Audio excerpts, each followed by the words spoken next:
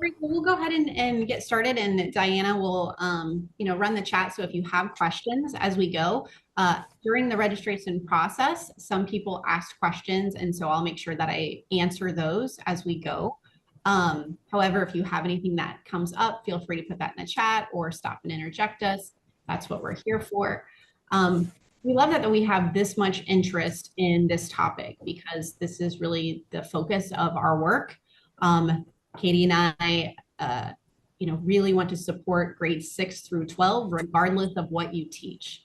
We have this huge need across our country where we have students that are not reading on grade level, and we need to support them. And how do we do that? And so we're going to get in today with some practical strategies. I'm Jenny French.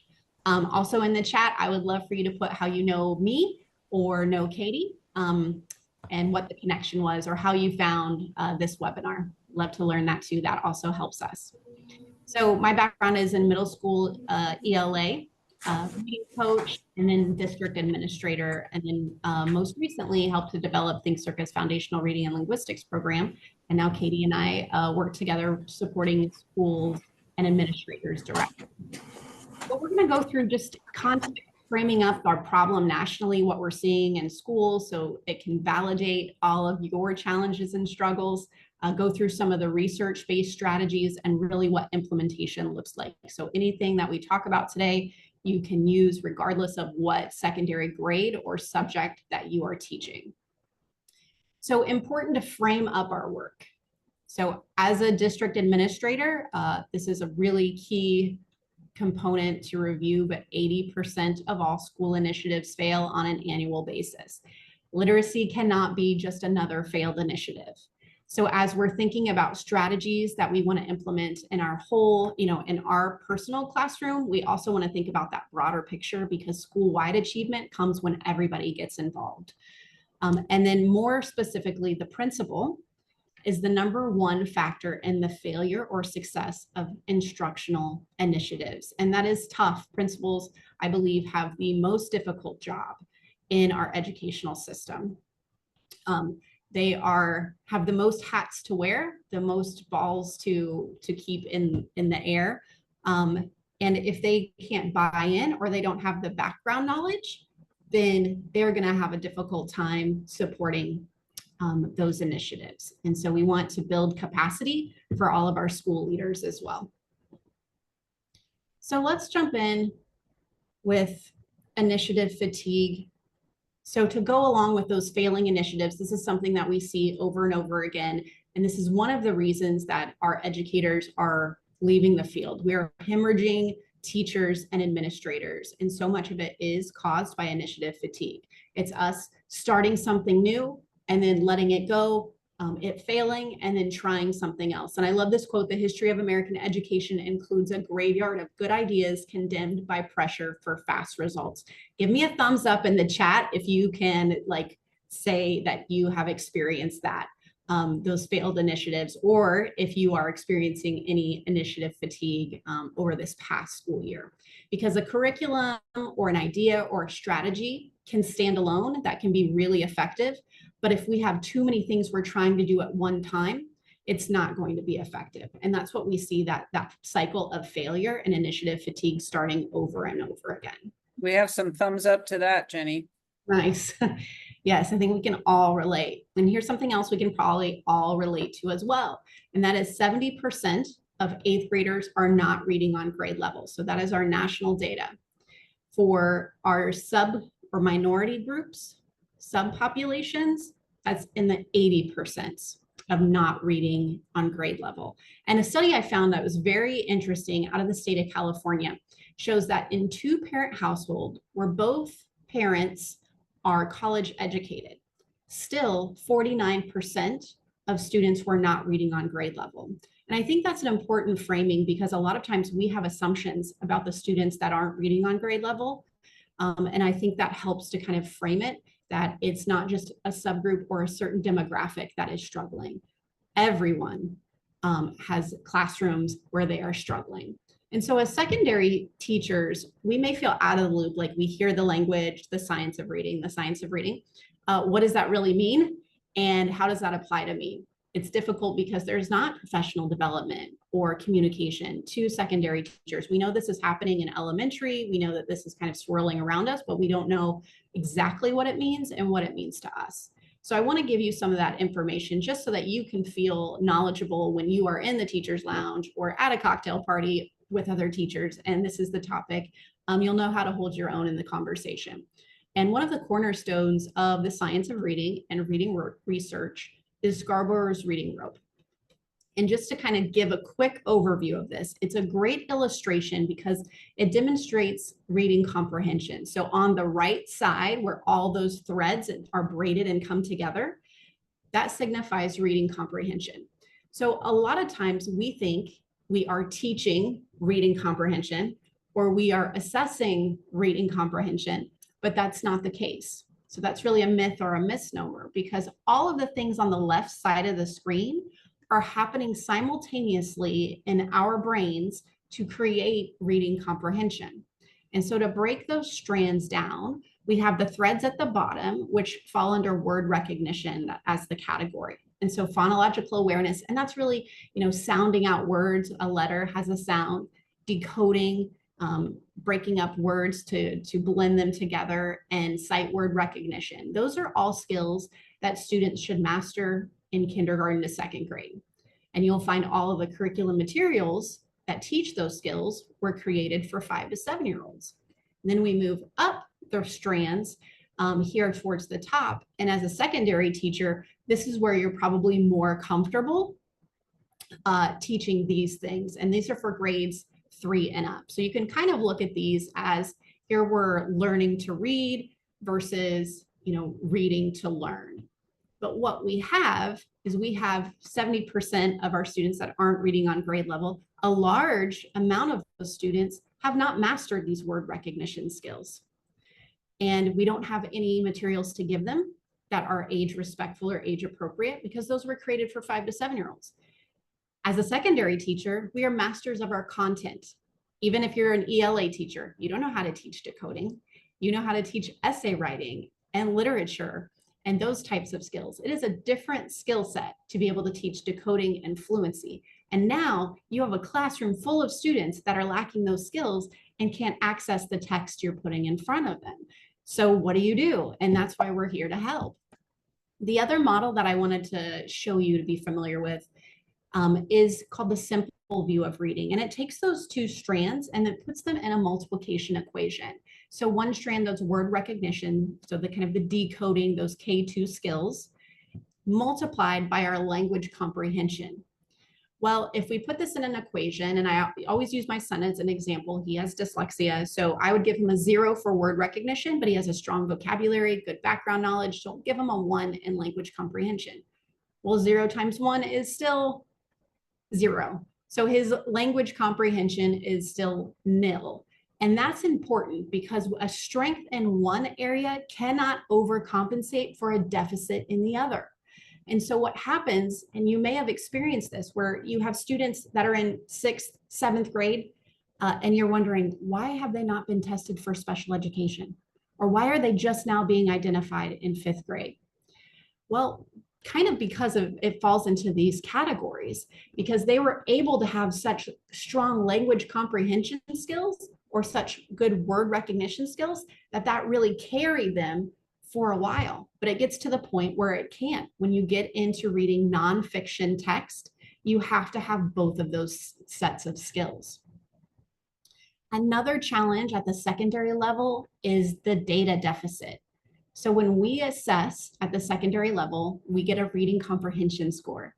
And it's a very one type score, generic. Sometimes it's, above proficient, below proficient, maybe way, way below proficient, whatever state or whatever language that your state uses.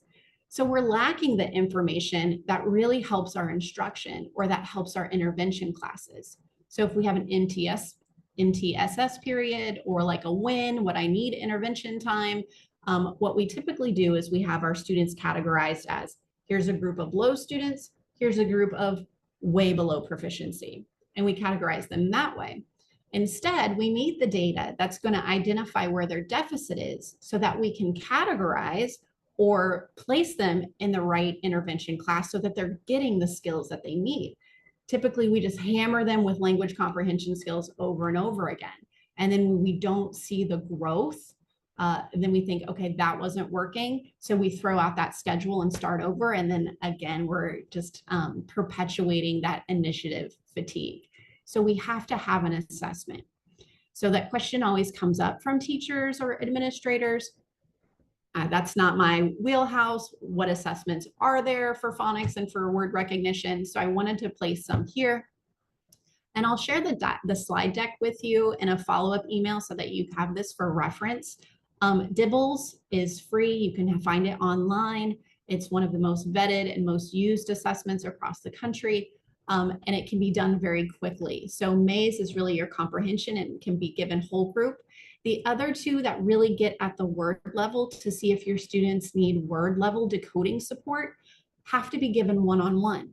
And when you tell an administrator that, it's like deal breaker. There's no way we have the capacity to one-on-one assess students at the secondary level.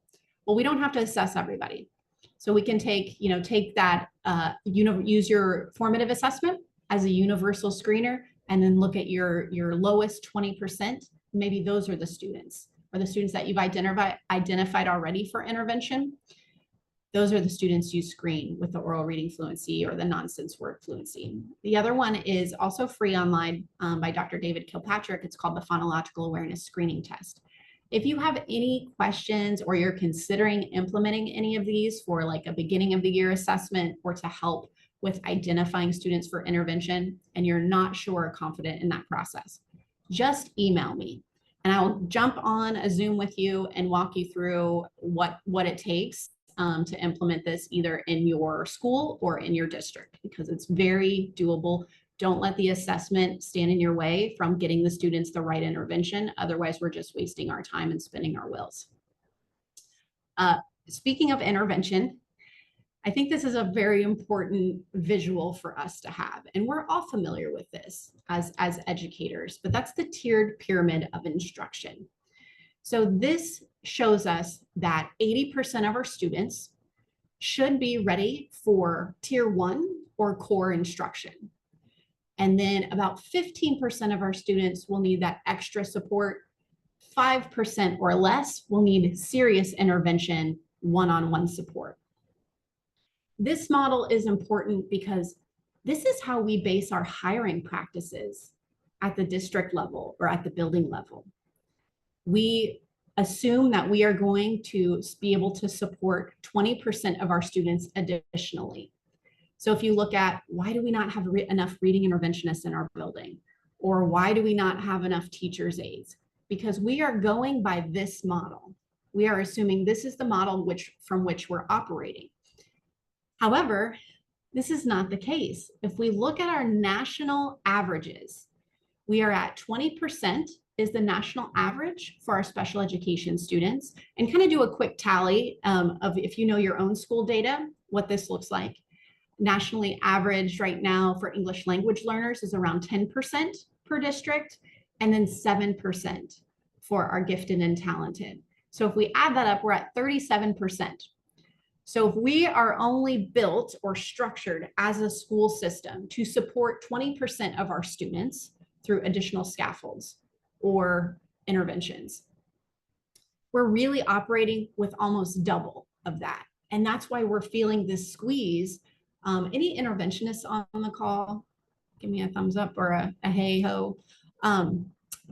This is why every time I talk to an interventionist, they say, how do I do this? How do I do my job? Because I am one person and I am supposed to be remediating 300 students. Well, you can do all you can do, but that is not going to work. What we are really operating with is a pyramid, or sorry, a diamond of instruction. So only about 20% of our students are ready for that independent or tier 1 instruction. We need 60% of our students need those additional supports. So if we compare this to that pyramid, it is like putting a round peg in a square hole. It is just not working. That's why we have to shift our focus, and we're having this conversation, because we cannot intervene our way out of a tier 1 problem. So we have to change across the board: ELA, science, social studies, even math, even health and extracurriculars. How can we support our students in tier 1 core instruction? Because it's not possible to give every student or fill in the gaps through interventions. We have to do it through core instruction. And so someone asked the question, and I believe it was you, Jen Lancaster. I see you on. There's my Illinois neighbor friend. Jen, I believe you asked, how do I get my colleagues to listen? I can't break through the mindset of I teach content, social studies, for example, and not reading. And that's a great question. And pretty much the premise of our whole discussion this afternoon is, and what Katie and I try to do in our work with schools, is we want to be able to support literacy in every classroom, regardless of the subject. Because what happens, you only see school-wide achievement, you see that pendulum or that scale begin to tip after science and social studies teachers get involved. You can have the best ELA teachers, the best reading, writing instruction, you can have the greatest interventionists, but you're not going to see a school-wide change in those data, in those test scores, until science and social studies start teaching literacy or helping their students access the text. So I like to describe it this way. If you think about your students sitting in front of you, and those 70% of them cannot read the text independently, they're going to break down into 3 categories. And here's how they kind of break down or divide up. This first category are the non-decoders. So these are your students that are missing those basic skills. Your multi-language learners or EL students will also fall into this category much of the time. So these non-decoders, or to use a metaphor, they're kind of stuck in the driveway. And they have to get the explicit instruction. This is not going to come, typically, it hasn't in the past, come in core or tier 1 instruction. This has always been saved for interventions. But there are things that we can do in tier 1 instruction, even in our content areas, that support decoding or non-decoding students. There are things that we can do. And we're going to go over a few of those ideas and strategies. The second category are the disfluent readers. So the readers that, you can listen to them and they sound very choppy or like a robot. So they're reading like one word at a time instead of like smoothly. Or they even read monotone, because that's important. If they're reading monotone, they are missing a lot of the inflections if a character was upset or angry. So they'll miss those inferences, which impacts their comprehension. So there's easy ways that we can do in all of our classes to help support fluency and fluency practice. And then our third category are the non-comprehenders. So maybe they read beautifully with all kinds of expression, they can do voices, all of that's great.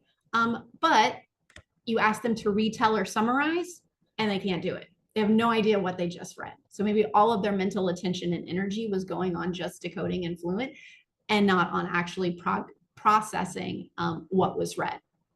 So keep that in mind as we move forward. So if we look at those 3 bottom strands, those word recognition of Scarborough's rope, we're going to start with this thread called phonological awareness, which is really sound to symbol correspondence. And we're going to combine that with our first category of students, which are the stuck in the driveway non-decoders, and talk about some strategies that we can help, how we can support them. And one of the things I would like to encourage you with is our terminology that we use. So, teaching adolescents, as you all do, they are a tough crowd, and they are a tough crowd because buy-in, apathy, motivation are all some of the biggest challenges when dealing with adolescent learners. So if we put them in an intervention course, they don't want to be there. They know exactly what that course is and who those types of kids are. So one of the things that we can do to help their buy-in and to kind of gain their respect is to use different terminology. And one of the terms that we can use is linguistics. Linguistics is one of the fastest growing majors in our country because of AI, and AI is built on language models. So this provides a different entry point or discussion about we're going to learn linguistics in class, even if we're going to start with a linguistics warm up today, instead of, this is a reading lab. We're bad at reading. That's why we're all here. We need practice. Even though we're not overt like that, they understand that underlying message. But linguistics is appropriate for tier 1 instruction, all the way to tier 3. And to look at that a little more deeply, if we look at the components of linguistics, we can liken that to a brick wall. And it is built on the very foundation of sounds. So anyone, a second language learner, or like 160-day streak on Duolingo right here, okay, for Spanish. So we're 565. Okay. 565. So you can mute you got some work to do, my friend. So we know one of the first things when we're learning a new language is tuning our ear in to that dialect or the way those sounds are. And so even for native speakers, sometimes we learn based on the way that they were taught for whole language or just whatever type of instruction they received.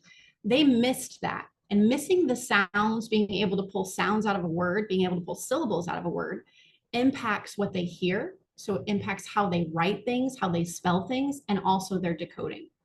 So many times we are working with these top tiers. We are trying to teach writing. We are trying to focus on teaching reading comprehension, and we're not getting anywhere. Well, we can work backwards to see which one of these bricks they're missing, because we can't circumvent any of these. It is predicated on the step below it. So the good news is that we can help prevent and intervene and support this if students have any lack or they're missing this brick. 5 minutes a day for 12 weeks. That's your infomercial. 5 minutes a day for 12 weeks, and you too can have sound symbol correspondence. So we're going to do a couple of exercises or activities of things that you can do with your students that are really simple, that will help kind of tune their ears into practice hearing the language. And one of the conversations that I have with high school teachers typically is, do kids really need this? And the answer is yes. We can't just, focus on writing. If they're missing this skill, they can't move forward until they get it. And then any of our reading instruction, research shows, should have this kind of daily practices. So practice of skills, repeated readings, which we know increase comprehension, alternate reading with a partner, simultaneous oral reading, which is choral reading, and independent reading. And we're going to go through some of those bullets too and practice those together. But it's important to note that our brains are trained for language and sound. They're not trained for reading. So if you dropped me in Italy, I would eventually learn to speak Italian. You could lock me in a library. I'm not going to eventually pick up how to read. That is a code that has to be explicitly taught. I can't just pick that up because my brain is not hardwired for that.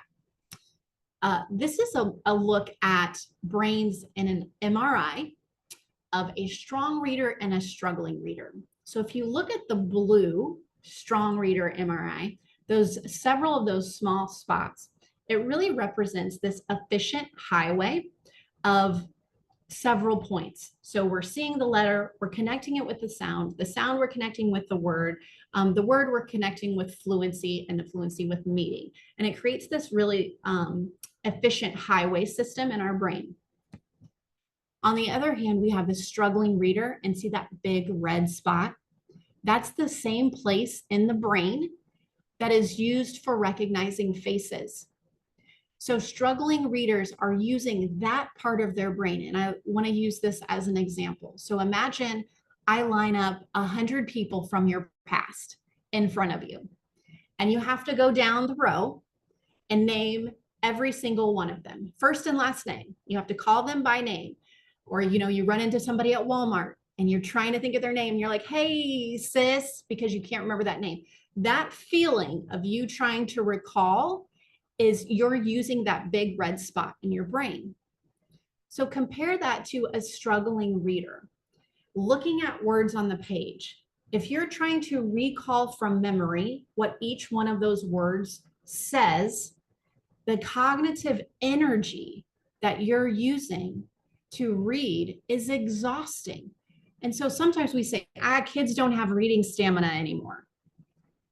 True. But sometimes it's not about reading stamina. Sometimes it's about they're using the wrong part of their brain because they weren't taught phonics in the beginning. So they don't have this efficient highway. They're trying to use image recall.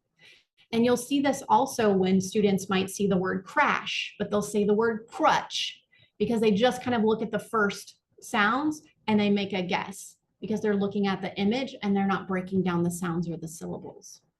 So that's kind of a look there at that. So I want to do, actually, let's just take a second and stop and see, does anybody have any questions, or what are your ahas, what's resonating for you right now before we move into the phonemes? And feel free to put it in the chat or come off of mute.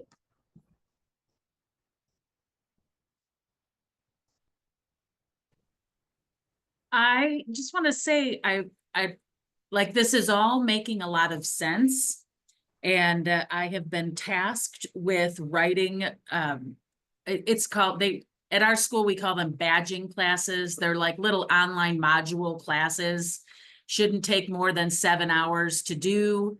And then teachers get paid either $150 for taking it, or they earn hours that will advance them on the salary schedule.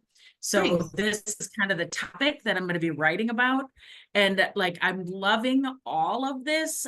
And I'm hoping that we're going to get to how, like, what did I write down? I got a moment of rage because like I hear them all the time. Like teachers tell me all the time, these kids can't read. They're sitting in my classroom. They can't read. And then like I wrote down, for all of you complaining that, quote, these kids can't read, you're right. So what are you going to do about it? And like, that's kind of where my head started spinning there for a little bit. So I'm like, really, I guess I'm just looking forward to kind of that breakthrough, like what's going to be my pathway in, you know, using the word linguistics, you know, kind of basing it there. But like, I just really need a way in to like crack some people upside the head. Yeah. I like that. And I feel your passion, Jen. I love that. Okay, so let's go ahead, Diana. Diane pointed out that struggling readers don't like to read because it's exhausting. Very true. It is. I mean, imagine like they're just, and we've enabled them, guys, we have enabled them so much that we've made them kind of lazy learners, you know, so they don't want to work for it. And that's difficult. So there's ways that we can kind of get them back on track with doing the work.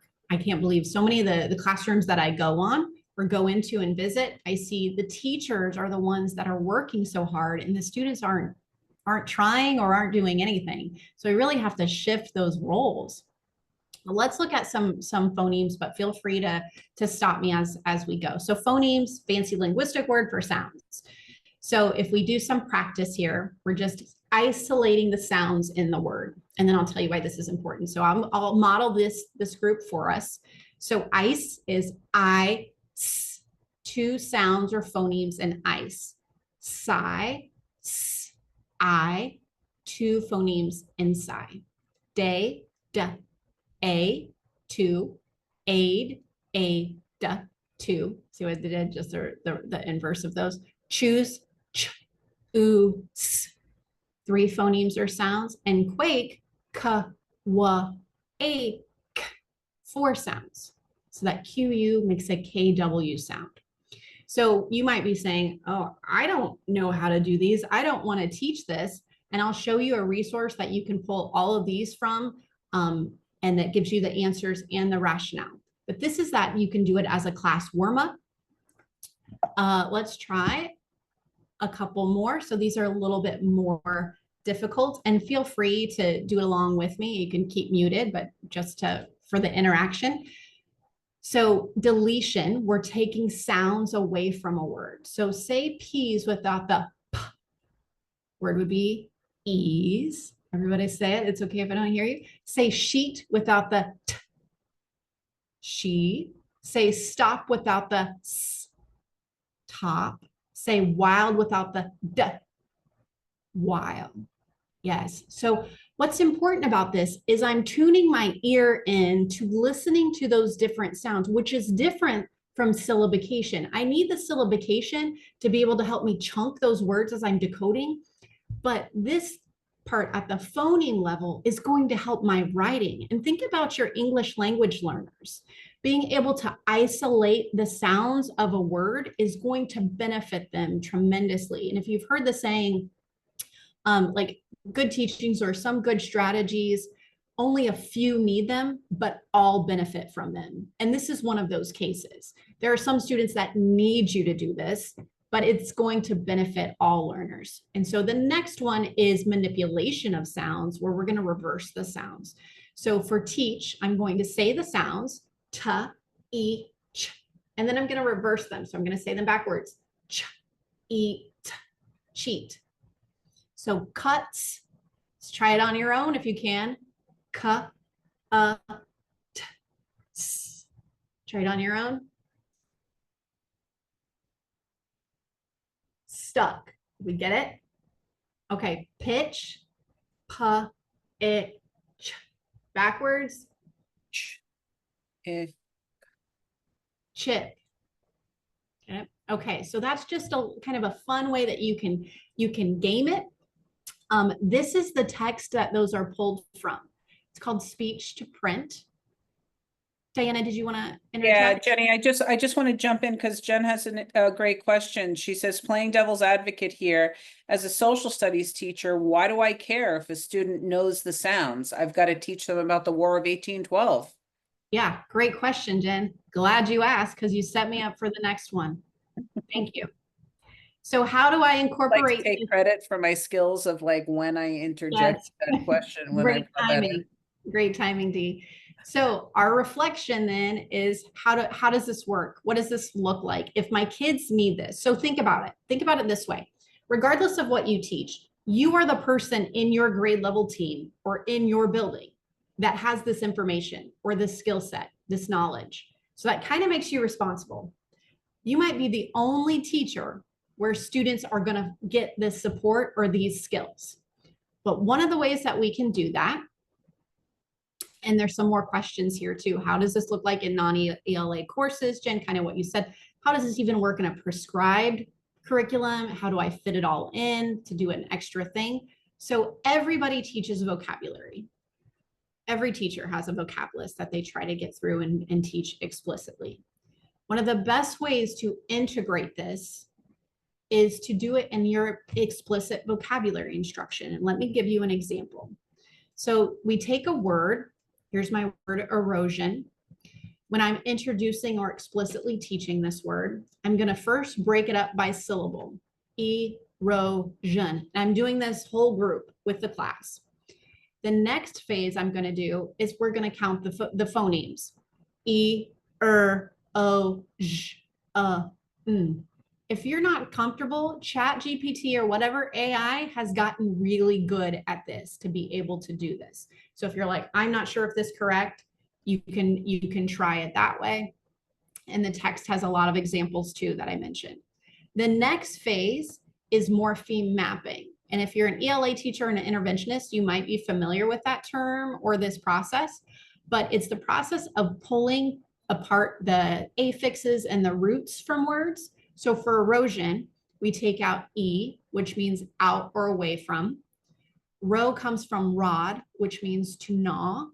And then SION means the act of. So the morpheme mapping process is that these two bars alone. So we go through that and then we state it backwards. It's the act of gnawing away. And then we capture what that was. So the act of gnawing away. And then I'm going to verify that against the book definition. So the book definition was the process of wearing away or removing material. So I interjected my connection like gnawing away over time. So that's one way that even if I don't do like this warm up, I'm a social studies teacher, a chemistry teacher, maybe we're not going to count phonemes when class starts. But as I do explicit vocabulary instruction, it can be one of the steps that I add into it. Jen, were you going to say something? Yeah, I have a question. So earlier in the year, earlier in this summer, we had a summer PD, and we're looking at morphemes, basically. We're looking to introduce a morphological study into all classes, basically. And we don't have department chairs, we have department administrators. The department administrator for the science 6-8, so the middle school science, said that he is instructing his teachers to not do morphology until the end of the unit because they want the exploration process. So like if you're talking about photosynthesis, for example, he wants the teachers to do the whole instruction about photosynthesis and then let the kids figure out that photo means light and synthesis is a process. So then, like, basically, they're trying to like say morphology up front is giving them the answers. And we were in this session, it was I was the only, well, there were 2 of us from the high school, but everybody else was from the middle school. And even though I'm feisty, and I think you know I'm feisty, I didn't want to be like, you're a freaking moron. What are you doing in front of all of them? Like, I didn't want to discredit him. But Well, like, good job not am doing I that. like, is this inner like, am I wrong? Like, is that backwards? That's absolutely backwards. Okay. That's how we learn vocabulary. Vocabulary has to be explicitly taught. He's trying to do an implicit vocabulary method, which is good for some words, but not for this type of words. These type of academic words or specific words, no, they absolutely have to be taught explicitly. That's reminiscent of like whole languagey, isn't it? Kind of whole languagey, that approach coming That's back. just teaching. That I don't was know. like outlawed, not really outlawed, but Yeah, some legislation, yes. So yeah, Jen, as far as, approaching him with research, whatever might help, I can, if you want to send me an email, I can give you a couple like articles maybe that you can share, or some research studies to kind of help your argument. But yeah, you can't argue with ignorance, so you're just going to have to educate Okay. her. Yeah. Thank you. Ah, great yeah, question. So Nikki also has a great question, and she wonders, does this help students with dyslexia? absolutely. Great question, Nikki. It does help them. Just like our multi-language learner being able to pull out those sounds, they don't have the innate ability to pull those out. And a lot of people think dyslexia is like seeing words backwards or inversely, something like that. It's a neurological processing issue. So for example, if I show you, I don't know, a water bottle, it's still a water bottle if I turn it like this. It's still a water bottle if I turn it like this. So for a dyslexic, if I show you the letter B, the lowercase letter B, they can still, the way their brain translates or processes that, it's very efficient. It's kind of a creative way of doing things, but they can also get it confused with a lowercase q or the lowercase b, because like this, it's still the same thing. So that's what they have a hard time orienting. It's not like a visual issue where they're seeing the wrong thing. So when you break up and can explain that SION, when you see this word chunk together, it has a meaning and it means this, that is helpful for them. What else is helpful is this next part that I'm going to explain to you with spelling rules. And this is actually how, when we tutor and work with students with dyslexia, this is exactly the strategy that we use. So another great segue. So I'm going to take the next thread, which is decoding, and we're still working with that first category of students, the non-decoders. I want to show you a couple of strategies to help support that. But to kind of give validation to this teaching English thing is hard, we have an opaque language, which means it's difficult. So in Spanish, it's considered a transparent language. All of the vowels in Spanish make one sound. So it's a 1-to-1 ratio.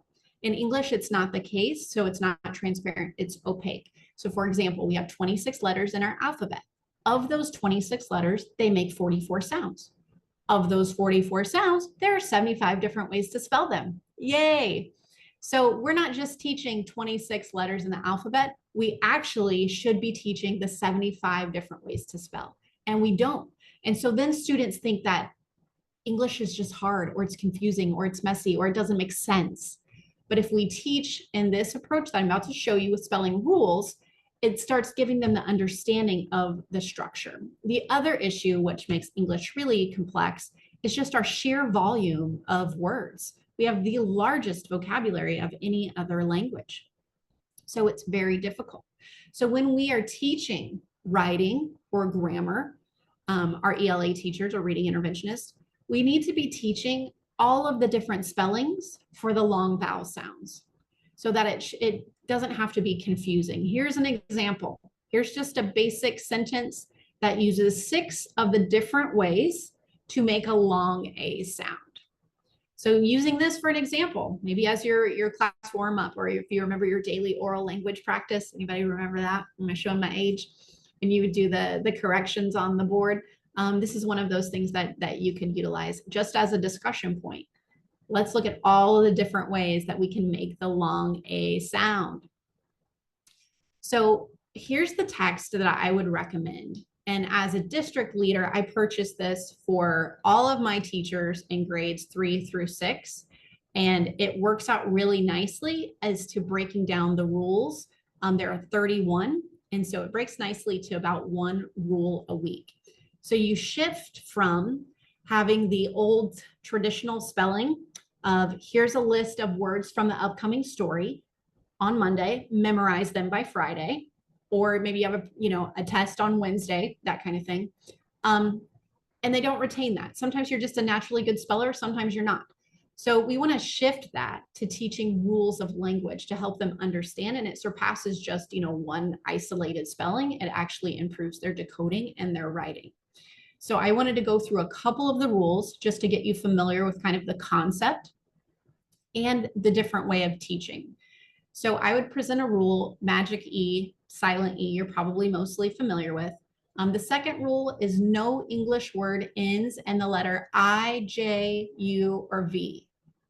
Wait a second, what? I was like 35 when I heard this rule, and I was like, I mean, I guess I know that, but I never heard it articulated. I didn't know it was a rule. And kids, as they do, will try to prove you wrong. Well, what about taxi cab? What about ski? And then you have this great discussion of taxi cab is really a compound word. Ski is Norwegian.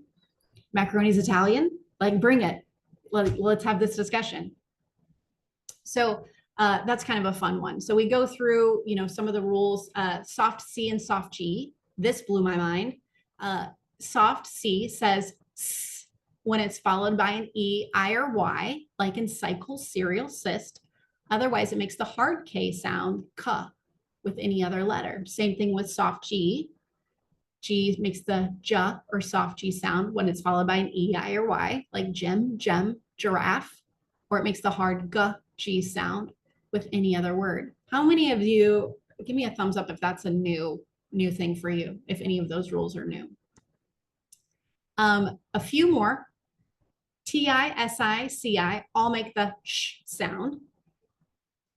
G-E and D-G-E spellings. So we just learned previously that no English word ends in the letter J, but there are a lot of English words that make the J sound as the final consonant sound. So the spelling is, if it's followed by a short vowel sound, you use D-G-E, like budge or judge. If it's a long vowel sound, you use G-E, like page. Mind-blowing. That's an actual rule. We don't have to guess, guys. Who knew? The Y ending, when a one-syllable word ends in a single vowel Y, it makes the long I sound. And then our final rule, spelling rule for today, with Y's at the beginning of the word, it makes a Y sound or a Y sound. If it's in any other placement in the word, it makes a vowel sound. So an idea for these is to introduce them, and you can have this as a grade level discussion. So maybe the ELA teacher takes the brunt of the work for introducing the rule. You know how our elementary friends have their word walls? Maybe we have a word wall with all of our spelling rules. So as we introduce rule number 1, here's the rule. Let's have a class discussion and brainstorm all of the words that we can think of that meet this rule. Are there any exceptions? Let's discuss that too. And then we pop it up as a reference for the rest of the year. So anytime we come into one of those words in our writing or our reading, we can reference that. And then if we can give this information, or at least get our social studies science pals on board, they don't have to give the direct instruction, but they can reference it anytime that they see that. So that is an effective way to kind of do the spelling instruction, but also get that grade level support. So I'd love to hear, and this is also how we teach students with dyslexia. We teach the rules. So if there are any other questions about that, feel free to come off of mute or put it in the chat, and then I'll go back to our previous example. Another way that we can incorporate this is to tack it onto our vocabulary instruction. So it becomes the final step of our vocabulary instruction. If your word met any of those rules, which erosion does, then I would point that out. So remember that rule that we did, T-I-S-I-C-I, I'll make the sh sound. That applies to our word here. Thoughts, questions, what's resonating? So we have 12 minutes left, so I'm trying to gauge our time. Anything?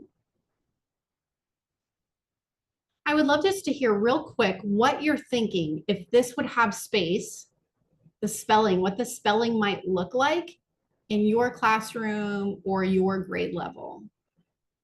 Jen loves the vocab routine. Nice. Anything else? What are we thinking that the spelling might look like? Is there any place for spelling instruction?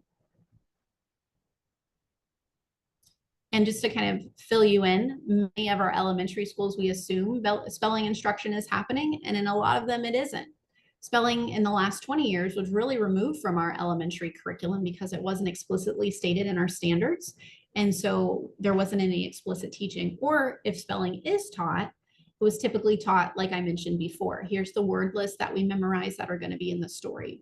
Very rarely do they learn the spelling rules that are going to solidify and kind of carry over to middle school and high school. Jill feels that this is very insightful. Good. Glad, Jill. Okay, let's move to our next category of students, which was those gear grinding or disfluent, so our choppy or robot readers, and that attaches to our final thread in that strand of sight recognition. So this all goes together with automaticity. Automaticity is seeing something and automatically knowing it, okay? So think of like our old school flashcards, which that's a great way to learn a lot of words. Think of like the, and, of. 50% of the text students interact with are those sight words. So they have to be fluent with those, and they're not phonetic. So we need to teach those, you know, kind of automatically. So what's interesting is that each individual has a unique sight word bank based on your experiences, based on the kind of text that you're around.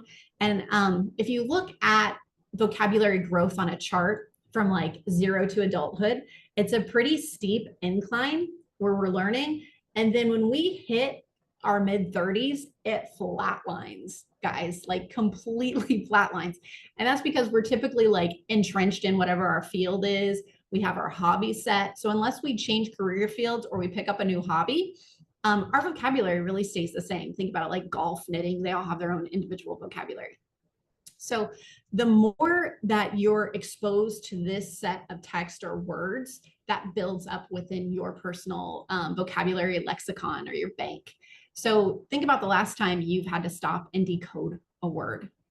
Probably not unless you're reading like something very technical or different, because most of the words you see are now, from frequent exposure to text, automatic for you. So we want all words to become automatic words because that's going to help with our fluency. So someone asked when they registered this question, which I think was an excellent question. How effective is having secondary students read aloud and improving fluency and comprehension? It's vital. It is absolutely crucial. Diana, did you want to say something? I do. Jackie has a great question. She feels that everything that you're saying is great, is good in supporting, you know, what she's doing in her classroom, but she feels also that maybe teaching one rule a week would make the reading acquisition process go pretty slow. Is it realistic to do 2 or 3 of these rules in a week? What do you think? Yeah, it really depends on your class, what their cognitive ability is. So students actually, for vocabulary instruction, they have the capacity to learn up to 12 words a day. So if we're teaching a rule, that really encompasses a lot more. So I definitely think you could do 2 to 3 rules a week if you're trying to front load those for the rest of the year. Absolutely, based on your students, especially if they're like neurotypical learners, for sure. It's a great question. Yeah, we got to front load that stuff. There is that need of urgency. So let's look at this. So just kind of that recognize automatically, you don't have to sound them out. The simple thing, I won't say it's easy, but I'll say it's simple with building and helping fluency. It's just practice. It's just practice. We need more practice reading out loud. We don't get enough. And so the research on practice, if you haven't read Making It Stick, it's a good read. But based on that research, so an accelerated or a quick learner only needs 1 to 2 exposures or practice sessions with a skill or a topic before they can master it independently. An on pace or typical learner the range is typically 4 to 14 practices. And that developing or striving reader needs 20 or more sessions of practice. So I will say this, and I know we are getting close on time, so I'm going to try to talk fast. We have so many students are identified as special education that should not be. And in fact, 20% of our students that are identified as SPED students should not be. If they would have received explicit phonics instruction or had the practice sessions that they needed, they would not be in special education. So that's a fact. So here's a little bit, if you remember DEAR, Drop Everything and Read.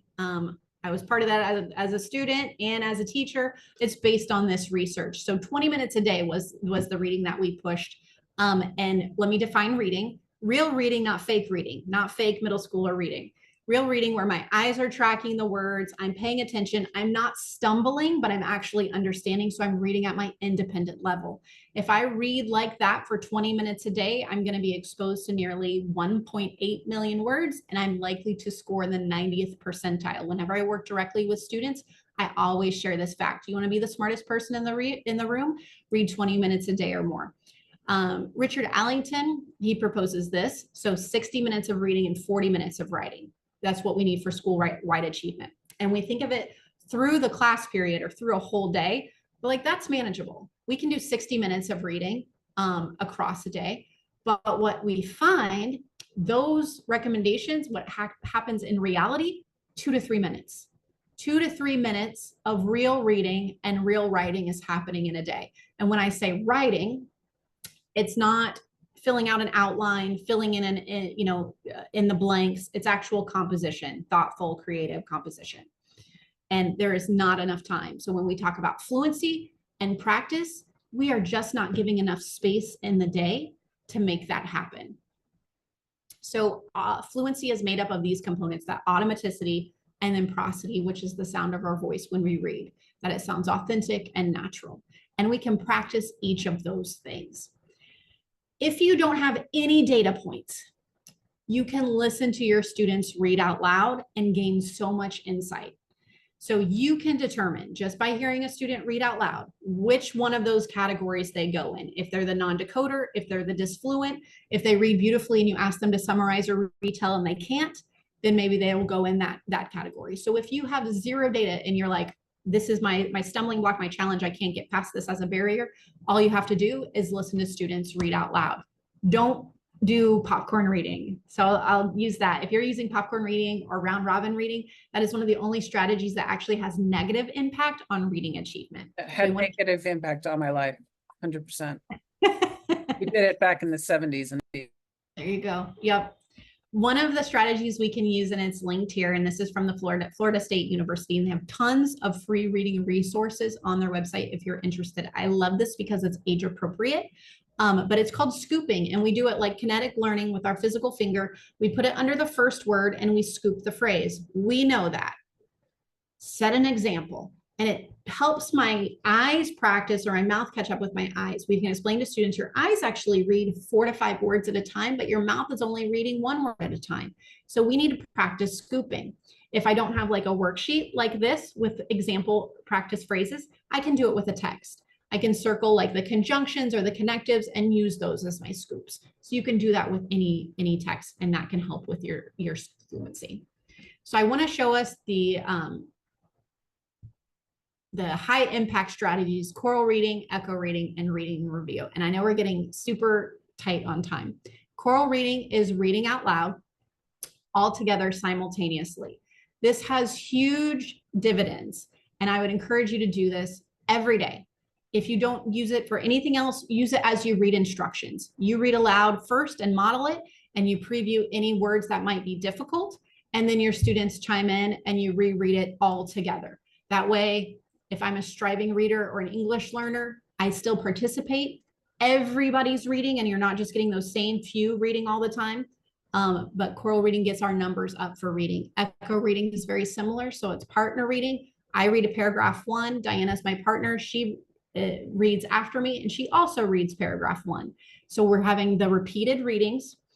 So we're multiple readings, increased comprehension, and it's partner reading. So we're both getting that fluency practice in a safe space. And then read and review. I read a paragraph, and then Diana's my partner. She's listening. I ask a question about what I just read. This is great for nonfiction text. So if I work with content area teachers, this is the go-to strategy. I ask them, don't do anything else. If you just do something, try this. So ask a question. My partner is Diana. She has to answer the question. So we're reading with purpose. She's engaged while I'm reading because she's anticipating that I'm going to ask her a question she's going to have to answer. And then we switch. So it slows down the reading, but over and over again, teachers see up to a 30% increase in their weekly test scores just by doing this, because students are real reading. Every text should have a before, a during, and an after reading strategy. So if that's one thing that we can share with our content area partners, we can do that. So we're previewing vocab, we're building background knowledge. So many of the times we just give a text cold and then have them answer questions. So they're not going to retain anything for that. Katie and I have written a book, and it's actually coming out next month, and it's all about this. So it's just broken down into graphic organizers for all the different things that you can do for strategies for before reading, during reading, and after reading. And so it's the science of reading for grades 4 through 12, every subject, every day. Somebody had asked, are there any programs that students can do at their own pace, since there's such a variety of reading levels, preferably cheap or free? That is difficult. I will share a foundational reading and linguistics program from Think Circa. I helped to develop that program. Diana helped to write that program. So we have a vested interest in that. We don't make any money off of sales, but that is something that was created for adolescent learners. So we'll share that one. And then Diana just recently developed a course for multilanguage learners, which a lot of the strategies that we just talked about are also helpful. But if you work specifically or have team members that work specifically with multilingual learners, I want to give Diana just a second just to talk about that. It'd be great for back to school. Sure. Based on everything that we've been seeing lately in schools, we see that there's a lot of need for general ed teachers to have a little bit of background on working with multilingual learners. So we put together this course, and essentially we go over terminology, different language levels. We talk a tiny bit about the history and why we teach multilingual learners.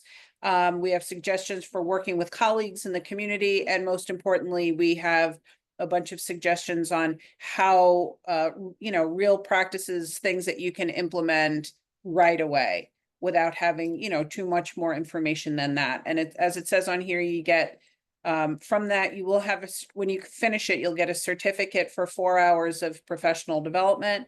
And for everybody that's here, we're offering 25% off. So that's the regular price is $79.95. we're offering 25% off of that. And I think we're sending that out in an email, right, Jenny? Yep, I'll send a follow-up email too. And we want to share a quick poll. I'm going to have Diana share a poll with you. If you are not following us on any social media or anything, here, this QR code. A millennial showed me this when I was at a shop and, ran out of my physical cards, but this is contact information with email, phone number, way too much more information than you probably ever want, but feel free to download that QR code with my contacts will go in your phone. And then Katie and I also have a podcast. If you'd like to share that might be an easy entry point or conversation starter with your team members. And then our website also has all of the events. We also, Katie and I work with schools individually, and we're right now booking and scheduling for next year. We also help, I know many schools and leaders are working on their SIPs right now, their school improvement plans. So we will actually help you write. We always have literacy goals. We will help you write your SIP, help you with those goals, and then also help you carrying those out. So if you need That's actually a professional question. Jackie actually had that question. What are your thoughts on the SIPS curriculum? Oh, SIPs curriculum. Yeah, that's something different. Oh, okay, sorry. Yeah, no, that's acronyms, education and the acronyms. Go figure. Yeah, and then so we'll help you come in and support, leadership capacity or doing professional development, asynchronously or in person. Also, since there's so much interest in this, I also do an online Zoom course, and we can do that in different formats. So would love your feedback if any of those interest you. If you'd be interested in taking this information and getting 9 hours of it so that you have all of the strategies so that you're ready to go for back to school. And that's what our poll is about, right, Jenny? Yes. Is that, yep. What you would be interested in. Yep. We'll stick around and answer any questions. We're over our time, so I want to be respectful of that. I appreciate you joining us live in June. That says a lot to our desperation, I think, of that we need these practices and need this to support our students. We'll remain on if anybody has any questions or wants to stick around and chat. And then I'll also send a follow-up email with all of these resources too. And the slides, Diane was wondering if they can access these slides from today. Yep, I will send the slide deck in an email, Diane.